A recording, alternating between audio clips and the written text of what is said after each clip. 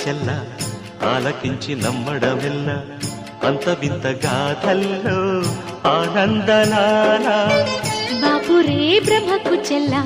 వైనవంత వల్లించవల్ల రేపల్లె వాడల్లో ఆనందలీలా అయిన వాడే అందరికీ అయినా అందడు ఎవ్వరికి అయిన వాడే అందరికీ అయినా అందడు ఎవ్వరికి